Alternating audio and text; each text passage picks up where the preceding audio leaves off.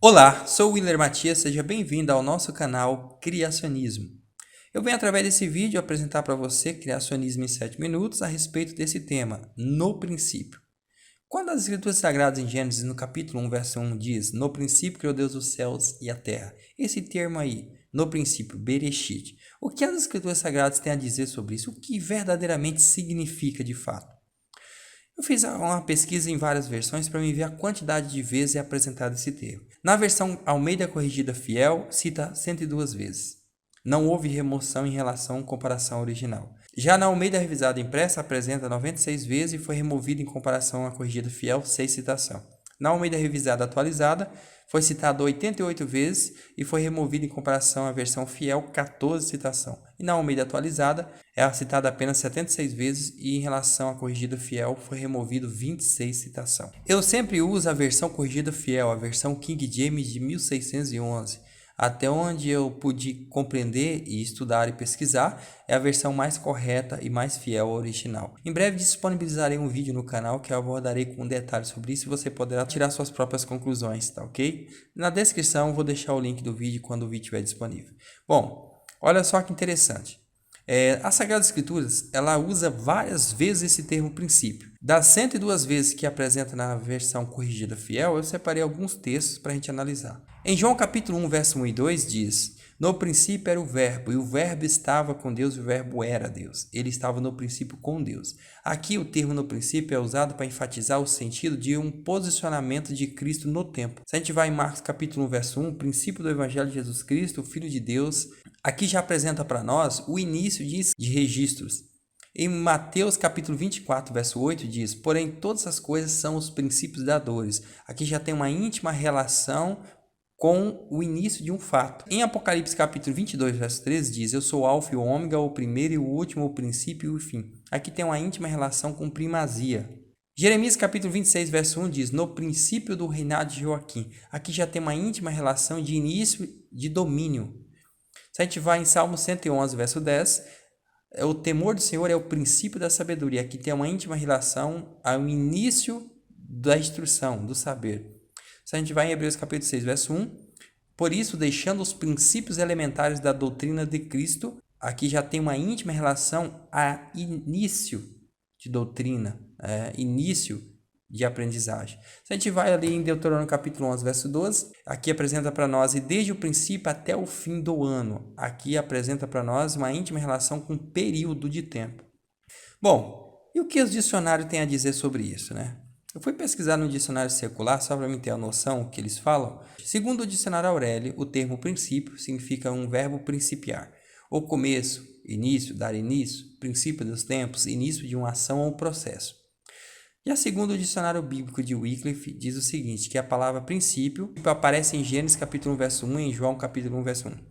Comum sentido específico, absoluto. Em Gênesis capítulo 1, a palavra aparece não com referência ao primeiro ato da criação, mas antes do ato pela qual toda a criação foi iniciada. O princípio é, então, separado daquilo que começa, transcendendo o tempo. É o ato imediato de Deus anterior ao tempo e transcendendo ao tempo. A criação é vista como dependente do Deus que existia no princípio, antes do próprio tempo. Olha que interessante essa afirmação.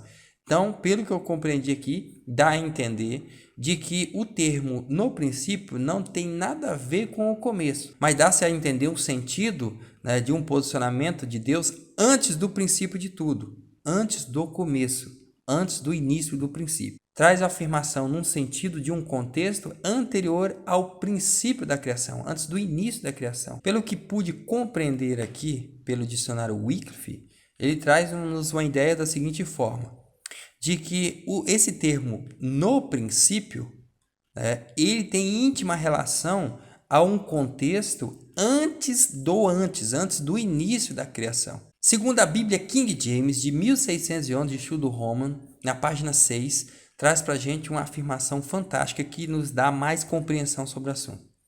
Nem no hebraico e nem no grego possui o termo no. O texto não registra no princípio, mas em princípio, deixando expressamente indefinido o momento da criação visível, e assim deve aceitar e traduzir.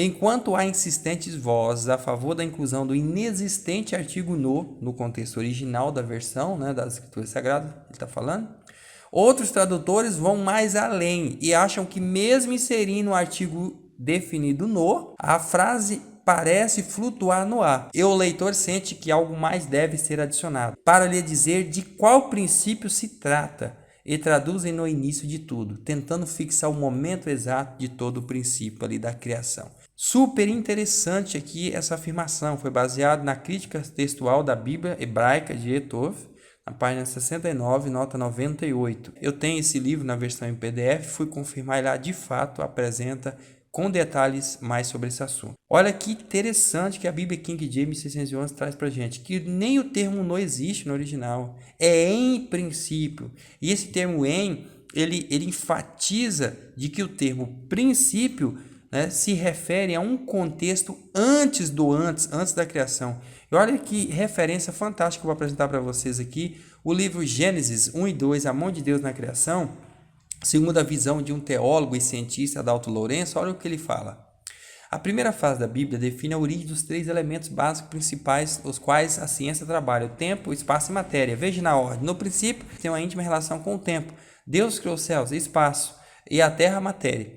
Tempo implica diretamente em mudança ou movimento, sem isso não podemos percebê-lo e nem medi-lo. O movimento dos ponteiros do relógio nos auxilia a medir o tempo. A rotação da Terra ao redor do seu eixo nos permite mediar a duração do dia. Portanto, o tempo, antes de Deus ter criado o mundo, não poderia haver, ou antes, pois não haveria o que mudar. Antes da criação do mundo, não havia nenhuma mudança. Portanto, não poderia haver tempo. Assim, não poderia haver um antes do antes, pois antes do antes só havia Deus.